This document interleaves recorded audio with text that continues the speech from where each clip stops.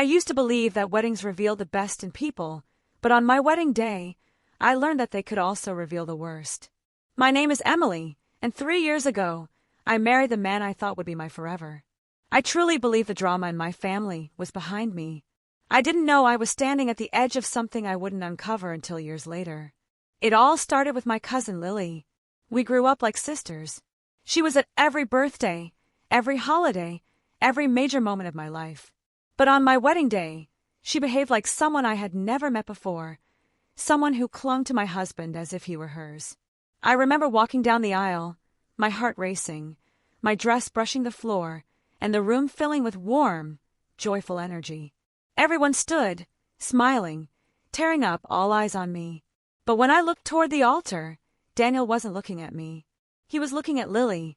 She had squeezed herself beside the bridesmaids, even though she wasn't supposed to be part of the lineup. Somehow, she had positioned herself close enough to whisper something to Daniel. He laughed, and for a moment, I felt invisible. I tried to shake it off. Brides get nervous. People see things in important moments, right? Maybe it was nothing. Maybe it was stress. But then Lily touched his arm, slowly, deliberately, her fingers sliding down his sleeve in a way that felt far too familiar.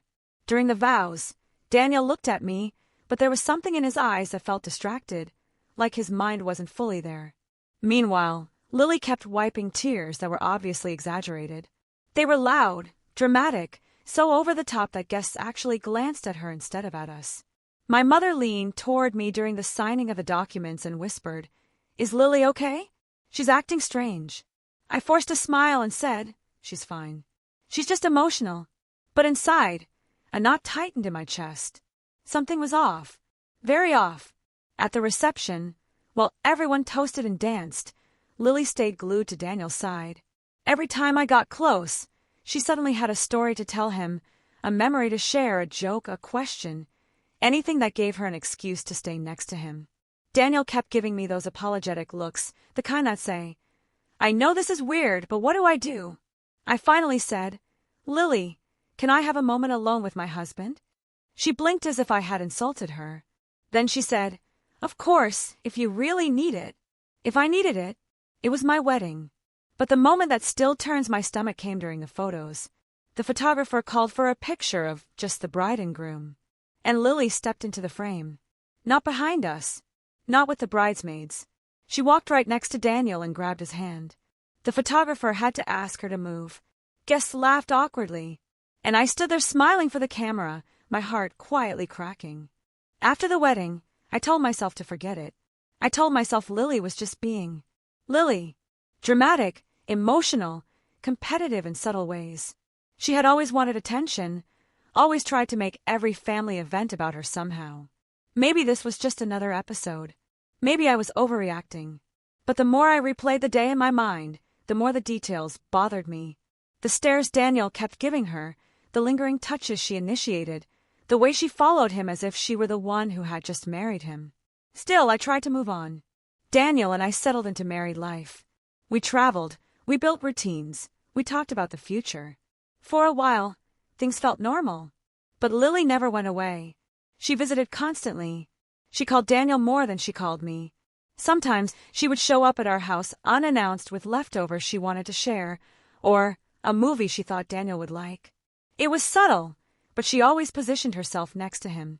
Not across the room. Not casually. Always beside him. One night, about 6 months after the wedding, I walked into the living room and found Daniel and Lily sitting close together on the couch. Too close. When they noticed me, they both jumped slightly apart. Daniel coughed and pretended to be adjusting a pillow. Lily laughed way too loudly and said, "Oh, Emily, you scared us. We were just watching this show together. Daniel said you didn't like it." I had never said that. Not once. Another time, I overheard her telling Daniel, "You know, I've never met anyone who understands me the way you do." I froze behind the kitchen doorway, my heart pounding. Daniel didn't respond. Or maybe he did and I didn't hear it. I just remember feeling sick. I tried talking to him about it that night. "Does Lily make you uncomfortable?" I asked carefully. He hesitated, and that hesitation told me everything. Then he finally said, "She's just lonely, Em. You know how she is. I don't want to hurt her feelings. I wanted to believe that. I really did. But things didn't get better. They got stranger. Lily began sending Daniel inside jokes through text messages, jokes I had never heard before. She started tagging him in memes on social media. At family gatherings, people began making comments like, "Lily really likes Daniel," or, "She follows him around like a puppy." Everyone laughed as if it were harmless. I forced myself to laugh too. But inside, something was unraveling. The turning point came during our first anniversary dinner. Daniel had made reservations at a quiet restaurant. I was excited. A whole evening just for us. No distractions. No interruptions. Or so I thought. Halfway through the meal, Daniel's phone lit up. A message from Lily. She wrote, "Are you busy? I really need to talk to you." Followed by, "Please don't ignore me." Daniel sighed. "I should call her back later," he said. But I could see he was troubled. Torn. "Daniel," I said quietly, "this isn't normal." He didn't answer. That night, when we got home, I saw that he had texted her back from the bathroom. Just one message, "Are you okay?" It felt like a punch in the chest. The next morning, Lily showed up at our door crying. She said she had a breakdown and needed Daniel's comfort. She avoided my eyes almost entirely. She hugged Daniel tightly, pressing her face into his chest, staying there too long, too intimately. I stood there watching, frozen, humiliated in my own home. But Daniel wouldn't push her away. Not firmly enough. Not the way a husband should. And yet even then, I still didn't realize the truth. Not until 3 years had passed. Not until something happened that shattered every lie I had been telling myself. Not until I found something that exposed the secret they'd been keeping from me since the day of my wedding. 3 years passed. 3 long years of doubt, simmering quietly beneath the surface. 3 years of Lily weaving herself into our lives like a thread I couldn't cut. 3 years of Daniel insisting she just needed support, while I tried to silence the nagging voice inside me that kept whispering something was wrong. It was around our 3rd anniversary when things finally snapped. Daniel had been distant for weeks, distracted, lost in thought. He stayed late at work more often, and when he came home, he was exhausted and emotionally unavailable. I asked him if something was bothering him, but he always brushed it off. "I'm just stressed." "It's nothing. I'm fine." But he wasn't fine, and neither was our marriage. One Friday evening, Daniel said he had a late meeting. I believed him because I wanted to. But around 8 p.m., my phone buzzed with a message from my aunt. "Hey, honey, is Daniel okay?" I saw him and Lily together at the cafe downtown. They looked deep in conversation. My stomach twisted. I stared at the message for a long time, reading and rereading it, praying I misunderstood. I didn't want to jump to conclusions. Maybe it was innocent. Maybe Lily ran into him by accident. Maybe. But I couldn't shake the feeling that this was it. The moment everything would unravel. When Daniel came home later that night, I asked him how the meeting went. He said it was productive. He didn't mention Lily. Not a word. Not a hint. Not even a flicker of guilt in his expression. That was the moment I realized he wasn't just hiding something. He was practiced at hiding it. Still, I held myself together. I needed proof. Real proof. Something undeniable. The next morning, he left early again, claiming he had work to catch up on. But something in his tone was too polished, too rehearsed. So, after he left, I sat on the edge of our bed thinking. Then, almost without deciding, I walked to his office in the house. Daniel never used passwords with me. We trusted each other, or at least I thought we did. But now, his laptop was locked. I stared at the login screen, my pulse pounding. This wasn't him. Daniel didn't hide things. Not before. Not until Lily intensified her presence in our lives. I typed in the password I knew he always used. It didn't work. I tried 3 more variations.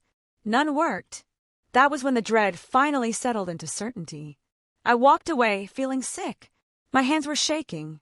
I didn't want to be the wife who checked her husband's things. I didn't want to be paranoid. But my intuition had been screaming for years, and I had kept forcing it down. That afternoon, while cleaning the house just to distract myself, I opened the drawer of our nightstand. I thought maybe I'd reorganize it, clear out old receipts, anything to quiet my mind. But as I pulled out a stack of papers, something slipped behind the drawer. When I reached down to retrieve it, my fingers brushed an envelope I had never seen before. It was wedged between the drawer and the frame, hidden carefully, almost intentionally. I pulled it out. The envelope didn't have my name on it, or Daniel's, or anyone's, but inside there were letters. Several, folded neatly, all addressed to Daniel, all written by Lily. My chest tightened as I unfolded the first one. The handwriting was unmistakably hers. Daniel, I can't stop thinking about you. I know you felt it too at the wedding. I know you sensed it the moment our eyes met. Emily doesn't understand you the way I do. I stopped reading and dropped the paper as if it burned me. My vision blurred. My ears rang. I couldn't breathe. I forced myself to pick up another letter. 3 years have passed, and my feelings haven't changed. You and I were meant to be. I wish you would stop pretending. I wish you would choose me. There were more letters. Many more. Some seemed old, written soon after the wedding. Others were recent. Recent enough that the ink was still vibrant. My hands trembled as I opened one dated only a month earlier. Daniel, why do you keep pulling away? I know you still love me. You said you were confused, but love doesn't just disappear. I'm tired of waiting. Tell her the truth. Love. He told her. He was confused. He told her something that made her think they shared something. I sank onto the floor, clutching the letters, my heart shattering with each breath. This wasn't friendship. This wasn't harmless. This wasn't one-sided obsession. Something had happened. Something real. Something deliberate. Something they both hid from me. And suddenly, I remembered the wedding day with terrifying clarity.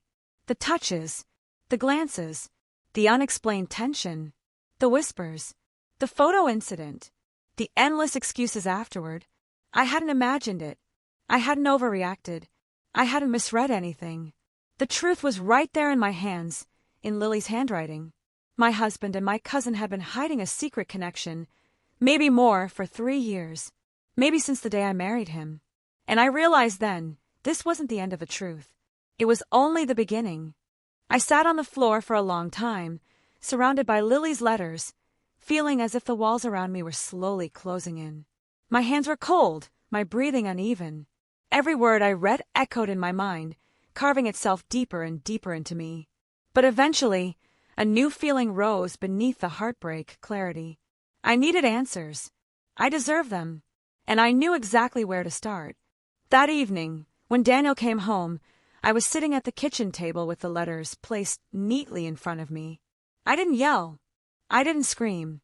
I didn't throw anything. I was too numb for that. Too tired. He froze the moment he saw the papers. "Emily, what's that?" he asked quietly. "You tell me," I said. My voice didn't even sound like mine. He approached slowly, his eyes scanning the envelopes. When he recognized Lily's handwriting, his entire body stiffened. A subtle, instinctive reaction, guilt, fear, maybe both. "Where did you get those?" he whispered.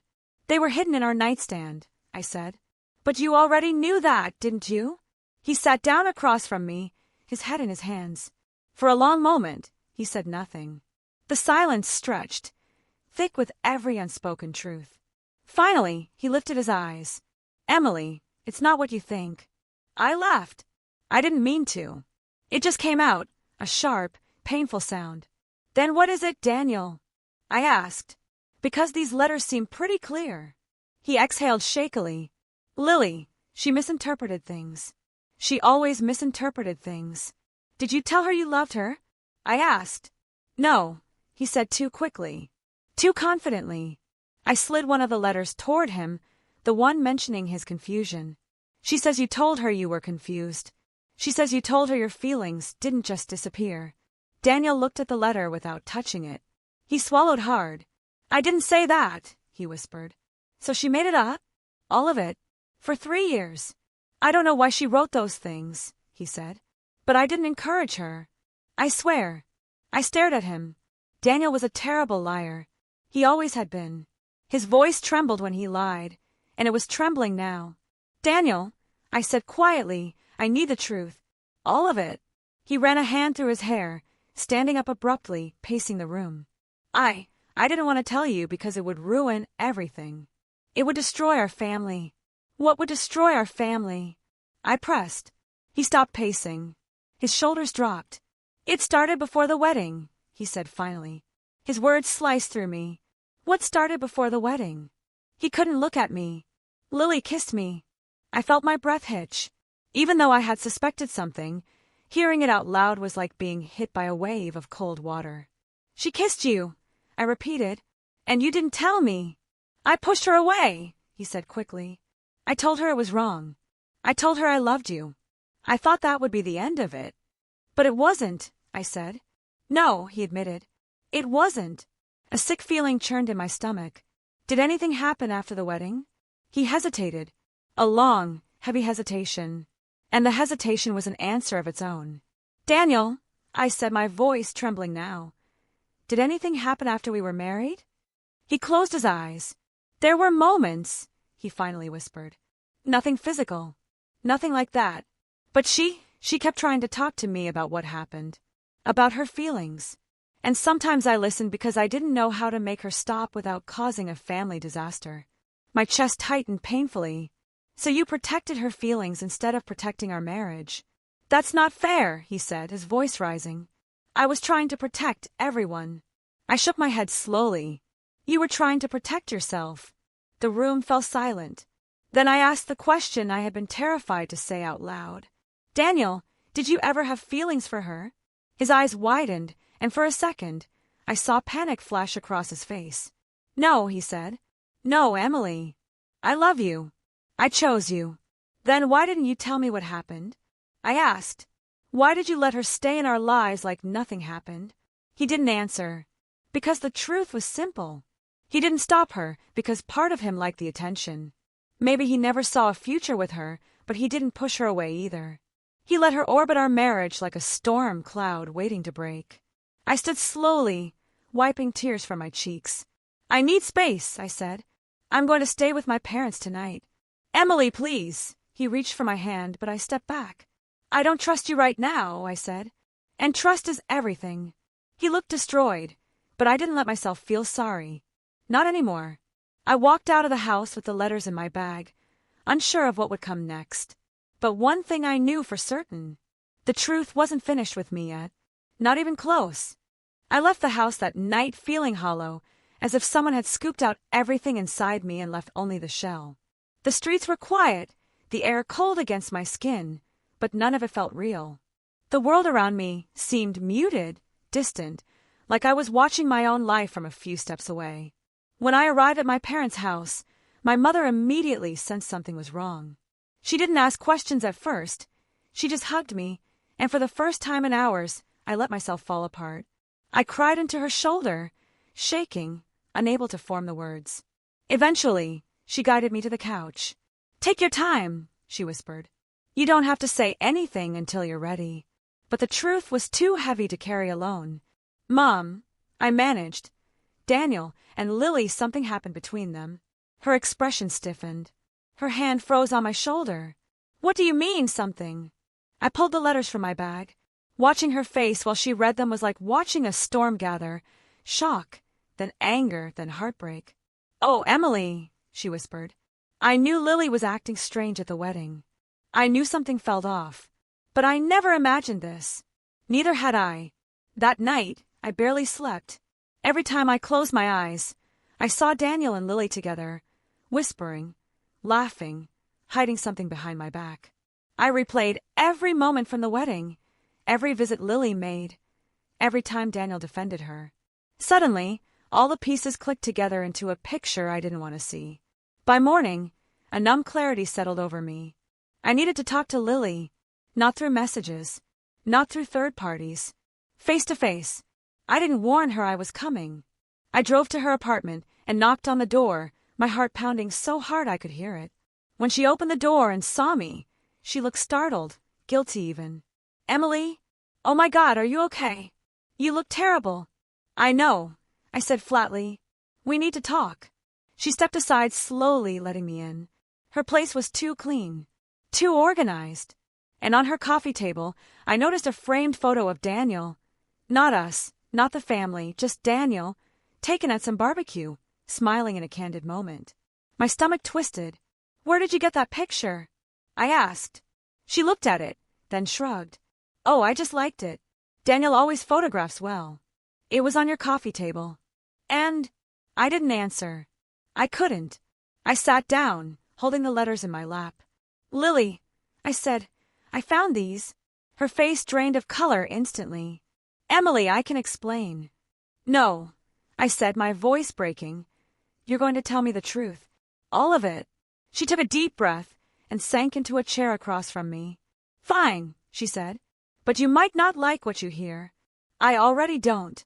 She looked away, her fingers twisting together nervously. Daniel and I, we had a connection, she said softly. A connection? I repeated. The words tasted bitter. She nodded. Yes. Before the wedding, something happened. He kissed me. My breath stopped. He told me you kissed him.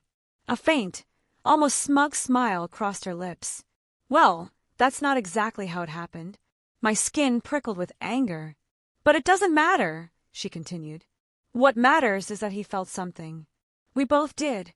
No, I said sharply. You felt something. He told you it wasn't going to happen. She shook her head slowly. That's not what he told me. I stared at her, my heart thudding painfully. Then what did he tell you, Lily? She held my gaze with a confidence that made me sick. He said he was confused. He said part of him wondered what life would be like with someone who understands him the way I do. He said he cared about me. And he did. I felt the room tilt slightly. You're lying, I whispered. Why would I lie? She asked calmly. Why would I write letters he never rejected? Why would he meet me in private all those times? My blood ran cold. He didn't tell you that part, did he? She added. I shook my head, unable to process her words. Emily, she said gently, as if she were comforting me, Daniel never stopped caring about me. He tried to make it work with you, he really did. But you can't force love. The audacity of her words stunned me into silence. Then the anger hit, hot, sharp, undeniable. You tried to steal my husband, I said. You inserted yourself into our marriage from the very beginning. You manipulated him. I didn't manipulate anyone, she said coolly. If he didn't love me, he wouldn't have come back to me. You can't change that. I stood abruptly, my chair scraping across the floor. This conversation is over. Lily raised her eyebrows, unfazed. You're making a mistake, Emily. He'll tell you what you want to hear, but deep down he knows the truth. I walked to the door, shaking. Goodbye, Lily. As I slammed the door behind me and stepped into the hallway, one thought burned through the chaos. If both of them were telling different stories, then someone was lying, and I needed to know who. I drove away from Lily's apartment shaking, so badly I had to grip the steering wheel with both hands just to keep the car steady. Her words echoed in my mind, replaying on a loop I couldn't shut off. He said he was confused. He wondered what life would be like with me. He came back to me. None of it sounded like the Daniel I knew, and yet, after everything I discovered, I couldn't trust who he was anymore. Not without answers. Not without proof. I parked a few streets away from my parents' house and sat there, staring at the dashboard, unable to move. I didn't want to go inside. I didn't want to cry again. I didn't want to break down in front of anyone else. So instead, I called Daniel. He picked up immediately. Emily, thank God. Please come home. We need to talk. His voice was frantic, desperate. I hated that a part of me still wanted to believe him. I talked to Lily, I said quietly. Silence. Then, Emily, whatever she told you, it's not true. She twists things. She said you came back to her. More than once. I didn't, he shouted, then lowered his voice. I didn't. I swear. She keeps rewriting what happened. Did you meet her privately? I asked. Another long silence. Daniel, I pressed. Did you meet her privately? Yes, he finally admitted. But not for the reason she thinks. I closed my eyes, feeling a wave of exhaustion crash over me. Why didn't you tell me? I whispered. Because I knew how it would look. I knew you'd be hurt, and I didn't want to cause a war in the family. I thought if I just handled it quietly, it would go away. She says you told her you cared about her. That is a lie, he said immediately. I told her I cared about her as family. She twisted it into something else. She says you were confused about your feelings. I was frustrated, he said. not confused. And I never said what she claims. Emily, she created a fantasy and convinced herself it was real. I didn't answer. I couldn't. I didn't know what to believe anymore. Please, he begged. Come home. Let me explain everything face to face. But I wasn't ready. Not yet. I need time, I said, my voice trembling. Time, he repeated, sounding hurt. Emily, I'm losing you. Please don't let Lily do this to us. I ended the call without answering. Once inside my parents' house again, I went straight to my old bedroom and sat on the floor. The place felt frozen in time, posters on the walls, childhood belongings on shelves, but I was no longer the girl who grew up here. I was someone else now. Someone who had been lied to. Someone who had been betrayed by two people she trusted. I spread the letters out across the carpet again, reading them slowly, one by one. I wasn't looking for emotion this time. I was looking for details, patterns, something that would help me understand who was telling the truth. And after almost an hour of reading, something jumped out at me. In one of the earliest letters, Lily wrote, After we talked in the hallway during the reception, I knew you felt the same. The hallway, the reception. Daniel had never mentioned talking to her alone that night. Not once. My heartbeat quickened. I grabbed my phone and opened the wedding video stored on an old USB drive my mother kept. She wanted to have a backup just in case. Suddenly, I was grateful for her obsession with backups. I plugged it into her laptop and fast-forwarded to the reception footage. The camera wasn't always pointed at me or Daniel. Sometimes it scanned the crowd, capturing small moments no one noticed. And then I saw it. Daniel and Lily slipping out of the reception hall together. Not touching, not whispering, just walking out at the same time, side by side, looking around as if they didn't want anyone to see them. My stomach dropped. Once they disappeared through the door, the camera moved elsewhere. I couldn't see what happened next. But it was enough. Enough to confirm they had been alone together. Enough to prove Daniel hid something from me. Enough to know Lily didn't make everything up. But the biggest shock came a few minutes later in the footage. The photographer approached Daniel right after he returned from outside. Daniel looked flustered. He wiped his mouth with his sleeve. I froze the frame. He looked like a man who had something to hide. My chest tightened, and tears blurred my vision. I didn't need the rest of the video to know this wasn't innocent. Something happened that night. Something he didn't tell me. Something Lily believed meant more than it did. And suddenly, the truth began to form. Not from Lily's words or Daniel's excuses, but from the things they didn't say. Whatever happened 3 years ago wasn't just a kiss. And both of them were lying about it. I stared at the frozen wedding frame for what felt like an hour, my breath shallow, my vision blurry. The room felt too quiet, too still, as if the world were holding its breath with me. I kept replaying the same few seconds. Daniel walking back into the hall, wiping his mouth, avoiding the camera, until the image burned into my mind like a brand. There it was. The truth neither of them had admitted. I closed the laptop slowly, my hands trembling. For 3 years, I had lived with this gnawing feeling, this silent suspicion I kept pushing away. Now the whispers had turned into a scream I couldn't ignore. The next day, I made a decision. I would talk to Daniel again, but not as the wife desperate to save her marriage. Not as the woman begging for the truth. I would talk to him as someone who finally held the missing pieces. I drove back home late in the afternoon. Daniel was waiting by the window when I pulled in, his expression a mixture of relief and fear. He opened the door before I even reached it. Emily, thank God. We need to talk, I said, walking past him. He followed me into the living room, his movements tense. I've been worried sick. I didn't sleep. I thought.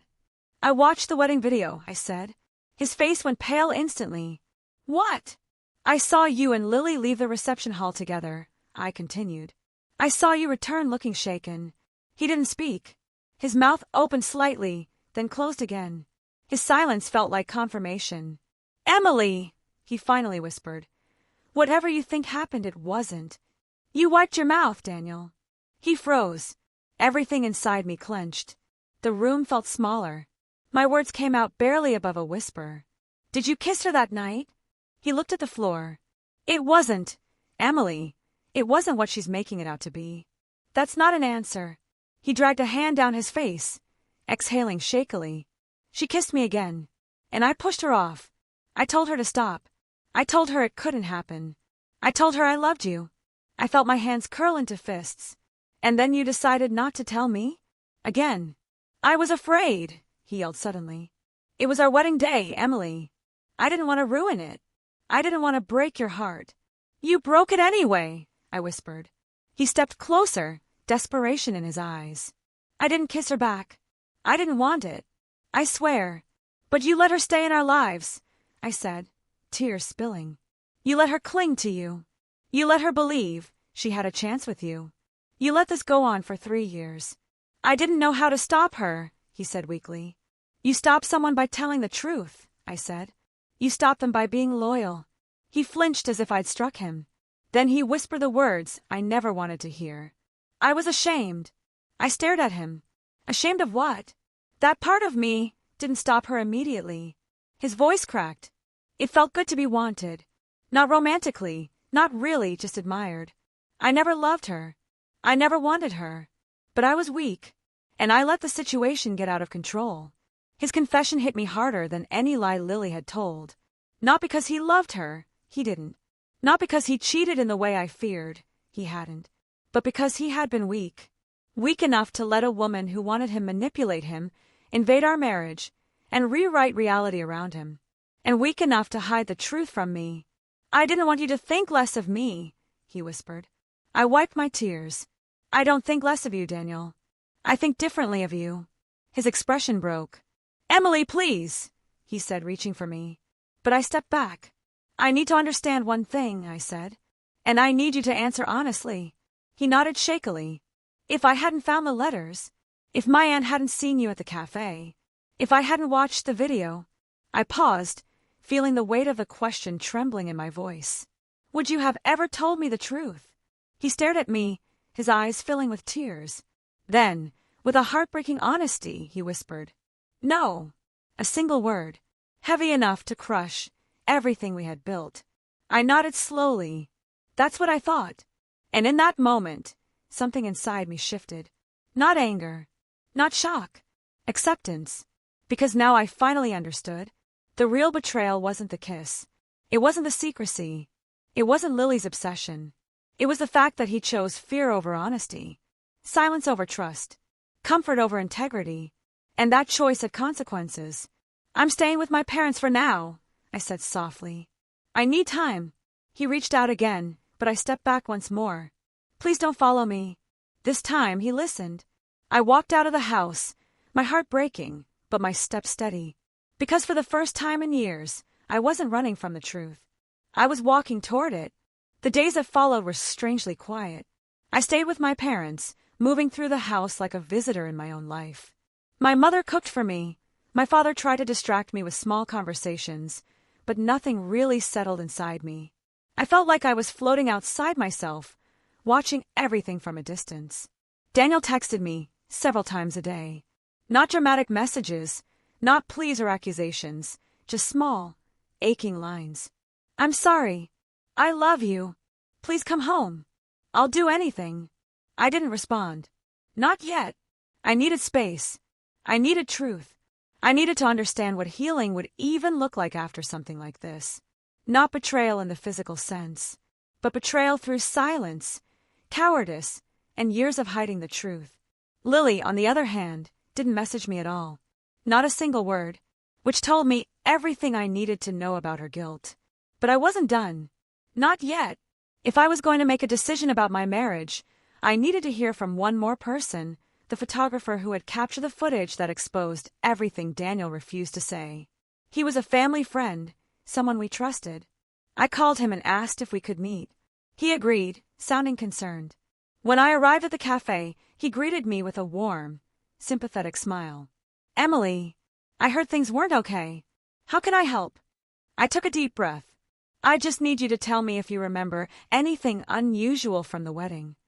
He frowned slightly, thinking. Unusual? Yes, actually. I didn't want to bring it up back then, because I didn't want to ruin your day. My pulse quickened. What happened? He leaned forward. During the reception, I saw Daniel step outside. Lily followed right after him. I didn't think anything of it at first. People step out all the time during weddings. But when they came back, Daniel looked shaken, almost embarrassed. The air around us felt suddenly heavier. "So you noticed?" I whispered. He nodded slowly. I didn't see what happened outside, but I felt something was off. I could sense it. I closed my eyes, exhaling shakily. It wasn't confirmation of what happened, but it lined up with the video. It lined up with the letters. It lined up with every feeling I had buried inside me. "Emily," he added gently, "I don't know what you're going through, but I can tell you this. You didn't imagine it. Something happened out there." For the first time since reading Lily's letters, I felt validated, seen, believed. After the meeting, I drove around for a long time, letting my thoughts unravel. Every mile I passed felt like peeling back another layer of pain, revealing something raw but necessary. Daniel wasn't a monster. Lily wasn't innocent. And I wasn't naive. But I was tired of carrying a truth that had been kept from me for years. Eventually, as the sun began to set, I made another decision. I texted Daniel. "We need to talk. Tonight." Instantly, he replied, "Yes, I'll be home. I'll wait for you." When I pulled into the driveway, he stepped outside, waiting on the porch like someone afraid I might disappear if he blinked. We went inside. The air felt thick with things unsaid. "Emily," he began, "I know I hurt you. I know I should have told you everything years ago. I know I failed you. I didn't cry. I didn't interrupt. I let him speak. But I want you to know, I never loved her. Not for a second. I never wanted her. I never had a future with her in my mind. You were always the one I chose. I just didn't handle things the way I should have. I was scared and weak." I let his words settle before I finally answered. "Daniel, I don't need you to convince me you didn't love her," I said softly. "I already know that. That's not the problem." He looked confused, hurt. "Then what is?" "The problem is that you didn't love me enough to be honest." He closed his eyes, as if absorbing a blow. "I want to fix this," he said. "I want to earn your trust back. If you'll let me." I took a deep breath. "That's why I'm here. To tell you that I'm not giving up yet." His eyes widened, hope flickering. But I lifted a hand. "But I'm not coming home tonight," I continued. "This isn't something time alone can fix. This will take honesty, transparency, counseling, and effort. Real effort." He nodded, tears gathering in his eyes. "I'll do all of it," he said. "Anything. Just tell me what you need." And for the first time since everything fell apart, I felt a small spark of something other than pain. Not forgiveness. Not love. Not trust. Possibility. A beginning. But before either of us could move forward, one final shadow still lingered, one last truth I hadn't uncovered yet. What exactly did Lily believe Daniel promised her? And why was she so certain he would choose her? I wasn't done. Not until I understood everything.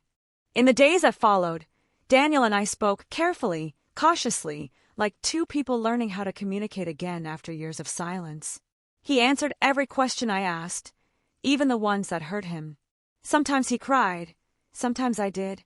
Other times, we just sat in quiet understanding of how fragile everything had become.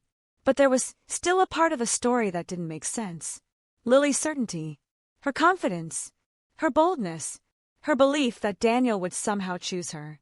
It didn't matter how much Daniel denied encouraging her. Something had fed her fantasy. Something had kept her convinced for years that he wasn't fully mine. And until I understood that, I couldn't heal. One evening, while Daniel was at work and I was staying at my parents' house, I decided to dig deeper. Not emotionally, literally. I opened my laptop and went through every photo from the wedding, every video clip, every candid shot guests had posted online. I wasn't looking for signs of love between Daniel and Lily. There weren't any. I wasn't looking for betrayal written in their faces. I was looking for moments. Tiny moments. Overlooked moments. And I found one. A video posted by one of Daniel's college friends. It was only 8 seconds long, filmed during the reception. The camera panned across the dance floor, laughing guests, swirling lights, and then it caught Daniel and Lily standing by the bar. He looked uncomfortable. She looked thrilled. But what caught my attention wasn't the footage, it was the audio. You could barely hear it under the music, but when I turned up the volume and listened several times, I caught it. Lily's voice, soft and breathy.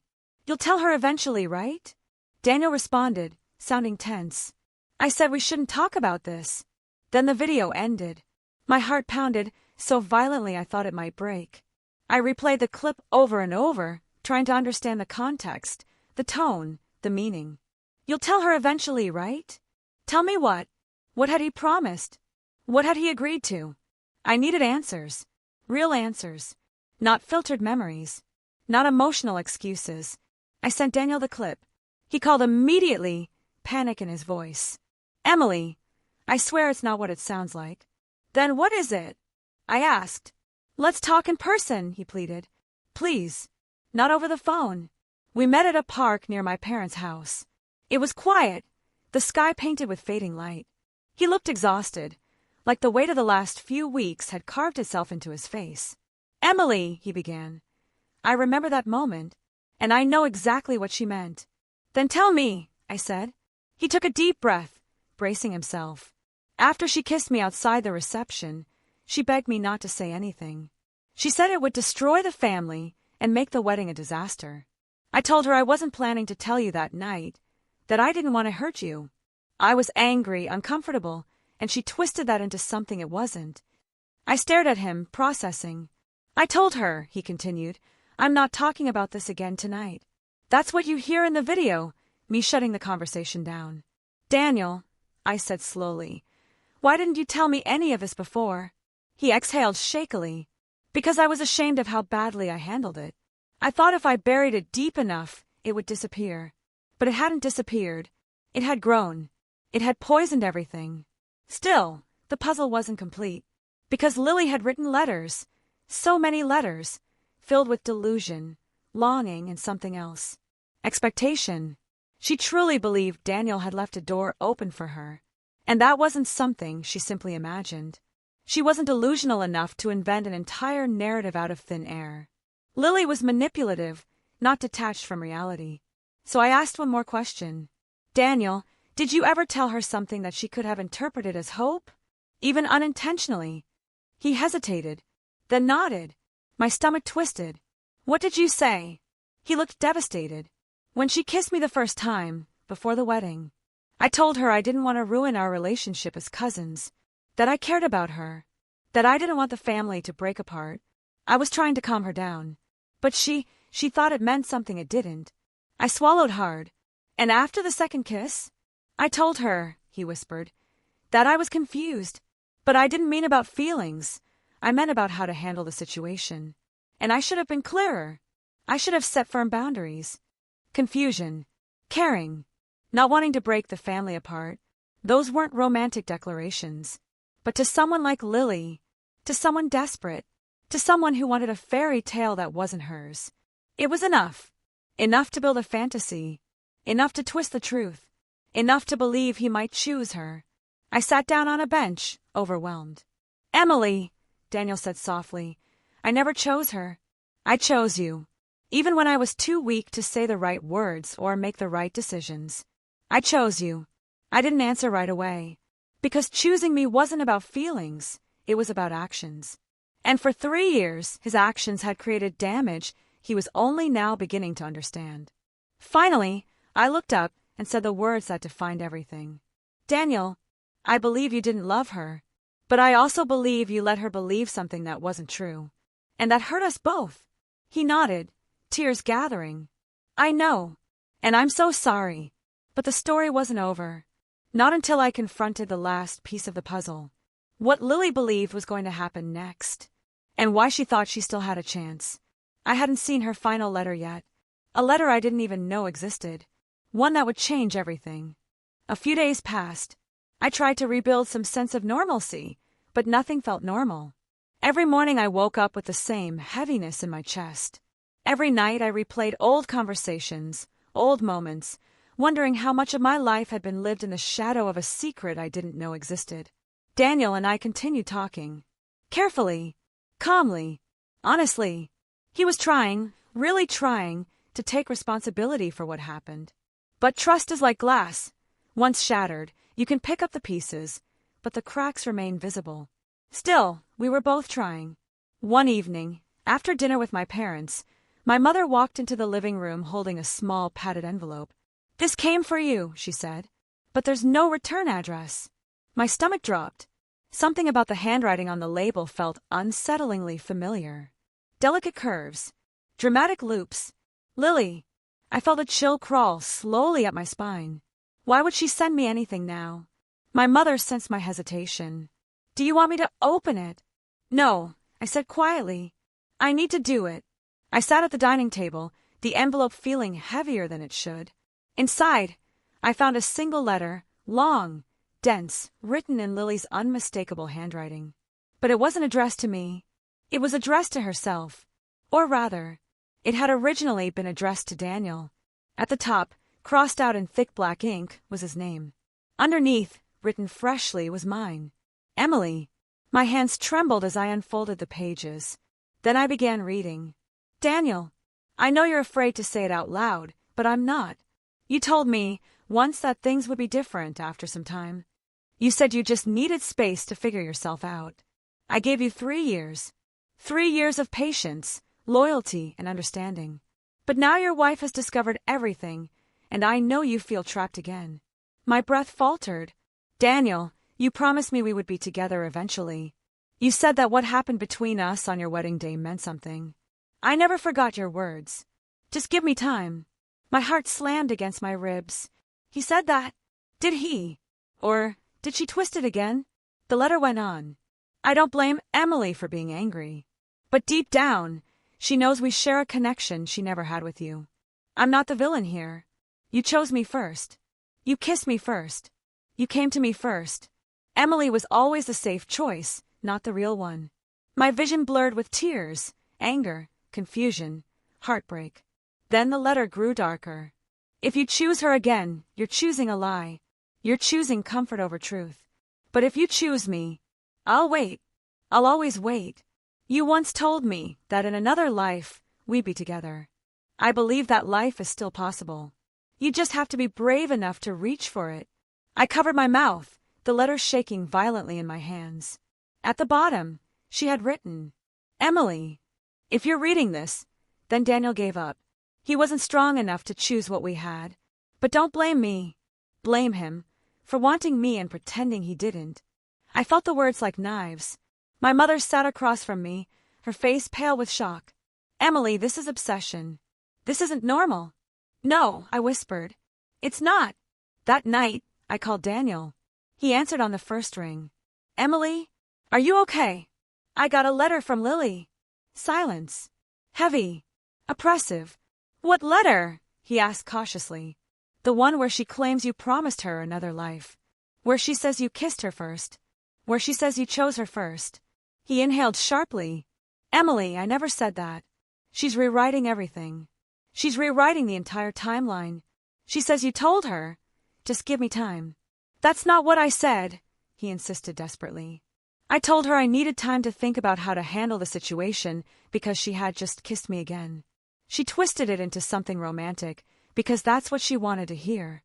"Did you ever tell her in another life you'd be together?" I asked.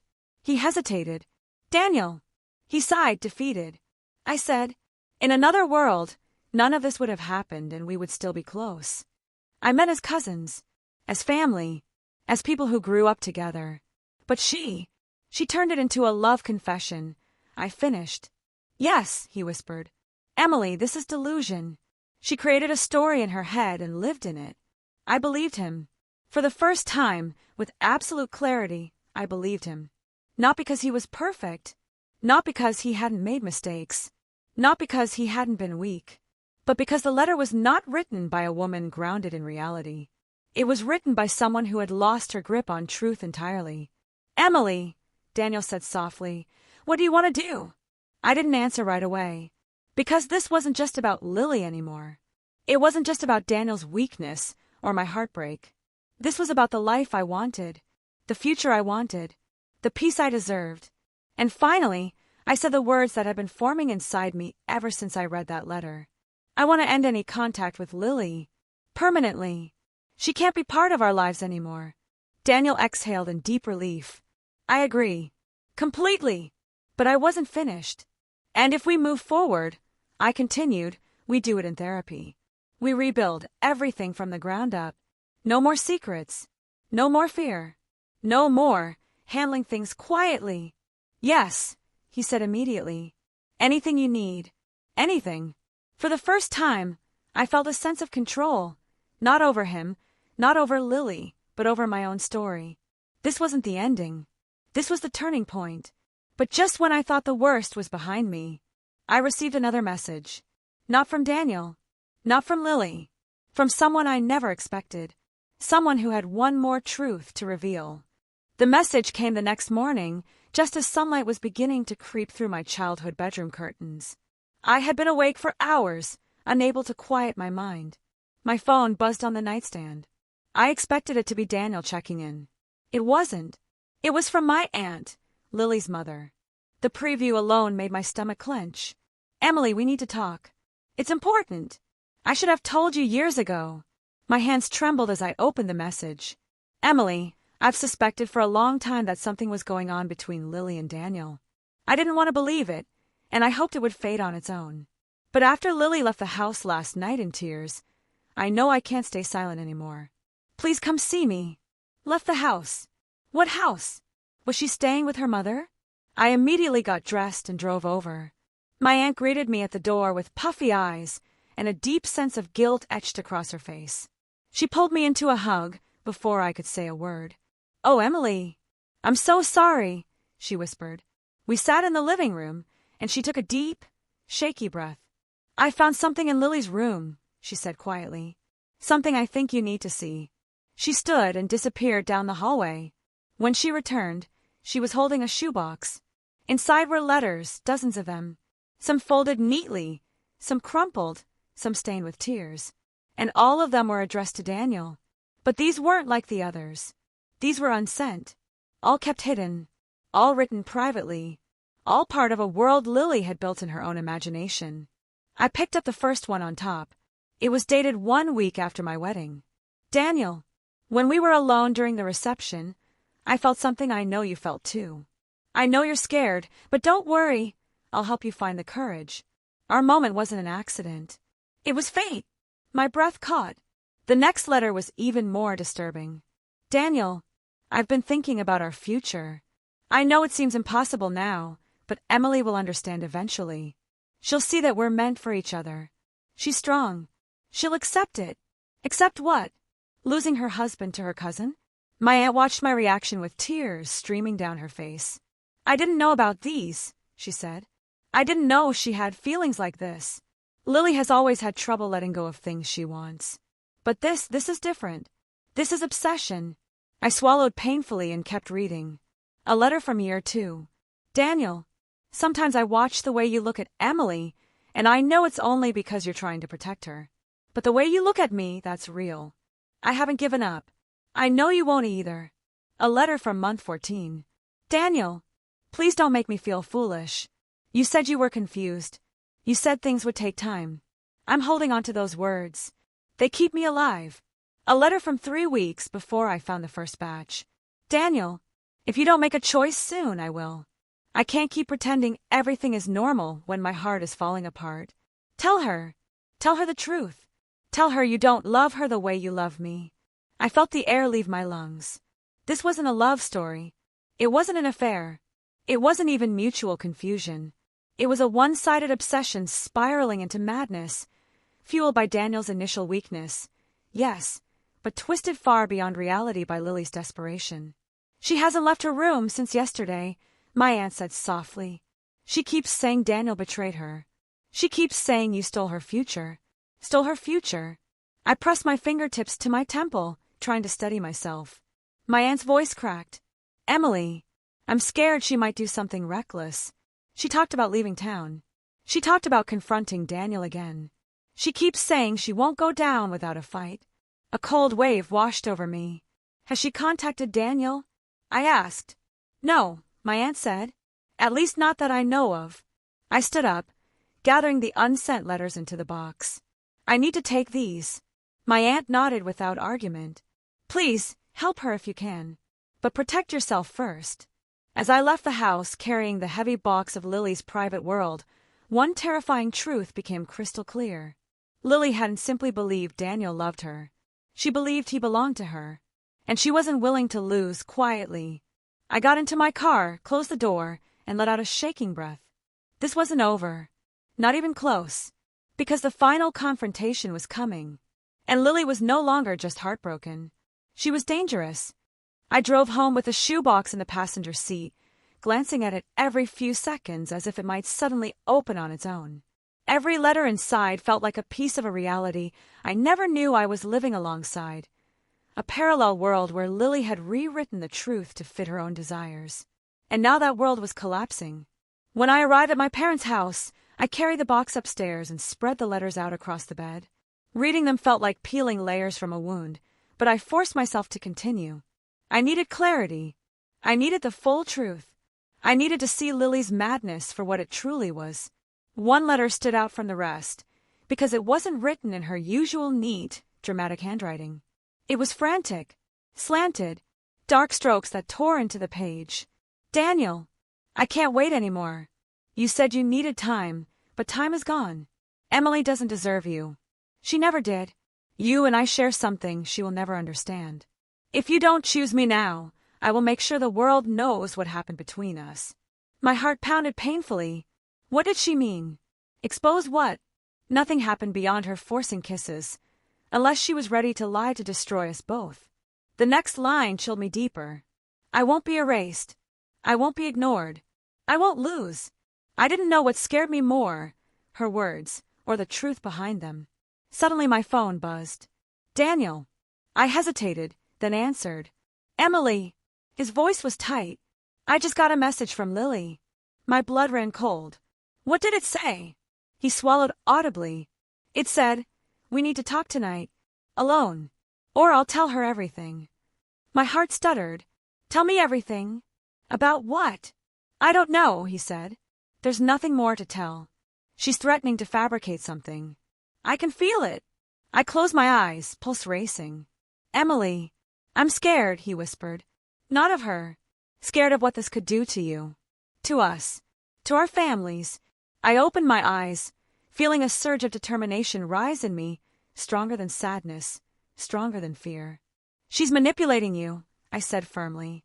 She's been manipulating both of us for years. And now that she's losing control, she's escalating. What do we do? He asked. We don't let her control the narrative, I said. We don't let her isolate you. We don't let her twist this into another fantasy. For a moment, there was silence. Then Daniel said, Emily, I'm so sorry for all of this. I wish I had shut this down years ago. I know, I said softly, but right now we need to protect ourselves. And I meant it, because this wasn't just about boundaries anymore. This wasn't just emotional manipulation. Lily's obsession had crossed into something else, something unstable and unpredictable. That night I couldn't sleep. My mind raced with possibilities. What if Lily showed up at my parents' house? What if she confronted Daniel at work? What if she tried to twist this into some story she could weaponize? Just after midnight, I heard footsteps in the hallway. My mother peeked into the room. I heard your light on, she whispered. Are you okay? No, I said honestly. I'm not. She came in and sat beside me, taking my hand. Emily, I need to tell you something, she said gently. Your aunt mentioned that Lily has been unstable for a while. Mood swings, jealousy issues, fixating on certain people. She refused therapy every time it was suggested. I stared at her, the pieces forming into a horrifying picture. Why didn't anyone tell me? Because we never imagined it would affect you, she said softly. We didn't know she had latched onto Daniel. Latched. The word hit me hard. Suddenly, my phone buzzed. A text from an unknown number. I unlocked it with shaking hands. It was a photo, a blurry picture of Daniel's car, followed by a message. You can hide him for now, but he and I have unfinished business. I felt my entire body go cold. My mother looked at my face and whispered, What is it? I handed her the phone, her expression twisted with fear. Emily, she's following him. No more doubt. No more hoping she would stop. No more pretending she was just emotional or misguided. Lily had become dangerous. And the worst part was, She believed she was fighting for love. I grabbed my coat, my keys, my phone. "Where are you going?" my mother asked. "To Daniel," I said. "I'm not letting him face her alone. Because this wasn't just my marriage on the line anymore. This was our safety. And the truth we were about to face would change everything." I drove to Daniel's house with my heart pounding so loudly I could feel it in my throat. Every turn felt sharper, every shadow heavier. Lily had crossed a line, one I didn't even know existed until now. She wasn't just delusional. She wasn't just hurt. She was unpredictable, and she believed she had something to win. When I arrived, Daniel's car was parked out front. The house was dark except for one light in the living room. I rushed inside without knocking. He was pacing, his phone in his hand, panic written all over his face. "Emily," he said, running to me. "I didn't want you coming here. Not when she's acting like this." "I'm not leaving you alone," I replied. Before he could answer, there was a loud knock at the front door. Sharp, desperate, unsteady. Daniel went pale. We both froze. Another knock. Harder this time. "Daniel," a voice called through the door, trembling with emotion. "I know you're in there. We need to talk. Please. Lily." This was it. Daniel looked at me, eyes full of fear and regret. "What do we do?" "We face it," I said. "Together." He hesitated, then nodded. We opened the door. Lily stood there, drenched from the rain, hair clinging to her face, eyes wild with a mixture of anger, heartbreak, and desperation. But the moment she saw me standing beside Daniel, hand in hand, something inside her shattered. Her expression twisted into something dark. "So it's true," she whispered. "You two are still playing house. You're still choosing her." Daniel stepped forward. "Lily, you need to stop this. We are never going to be together. Not in this life. Not in any life. You need help." Her eyes filled with tears, rage, not sadness. "You told me to give you time," she said. "You told me you were confused." "I meant I didn't know how to handle the situation," he said firmly. "Not that I wanted you. Not that I loved you." She shook her head violently. No, that's not what you said. You felt something. I know you did. I felt it too." "I never loved you," Daniel said softly. "And I never will." The wind held behind her. The world felt suspended. Then she looked directly at me. "This is your fault," she hissed. "You stole him from me. You lied to him. You made him choose you." I didn't step back. "I didn't make him choose anything," I said. "He simply didn't choose you." She stared at me with such intensity that for a moment I thought she might push past Daniel. But instead, her face crumpled. "He was supposed to be mine," she whispered. "I built my whole life around him." "And that was the problem, Lily," I said gently. "You build a life around a fantasy, something that never existed." She blinked, confusion flickering for a second, as if she wasn't sure what was real anymore. Daniel took a step closer. "Lily, please. You need help. Real help. Let us call someone. Let your mom come get you." "No," she cried out. "I'm not crazy. I just loved you." "You loved an idea," he said. "Not me." For the first time since all of this began, Lily's shoulders sagged. Her hands loosened at her sides, and her face twisted into heartbreak, not anger, not rage, just sorrow. A deep, painful human sorrow. "I don't know who I am without this," she whispered. "You'll find out," I said softly. "But it won't be through us." She stared at us for a long moment, really stared, as if she were trying to memorize the picture of something she finally understood she could never have. And then she stepped back. "I'm sorry," she said in a trembling voice. "For everything." It wasn't forgiveness. It wasn't closure. It was simply surrender. She turned, walked down the driveway, and disappeared into the rain. Her mother picked her up moments later, tears in her eyes, thanking us for not making things worse. When the car finally drove away, Daniel collapsed into me, his whole body shaking. "Emily, I'm so sorry," he whispered. "For all of it." I held him tightly, feeling years of silent tension dissolve into the cold night air. "We're not perfect," I said softly, "but we're still here. And that means something." We agreed to begin counseling the next week. Daniel cut all ties with Lily permanently. My aunt kept me updated. Lily agreed to seek therapy and move in temporarily with extended family out of town. She needed distance. She needed healing. She needed help. As for Daniel and me, healing didn't come overnight. Trust didn't magically repair itself. But we were rebuilding, honestly, slowly, and with no more secrets. 3 years of confusion, silence, and manipulation had finally come to an end. But the truth, the real truth, my story wasn't about betrayal, or jealousy, or obsession. It was about choosing honesty over fear, choosing healing over hiding, choosing to face the darkness instead of letting it swallow us. And as I stood beside the man I loved, flawed, imperfect, but finally honest, I realized something.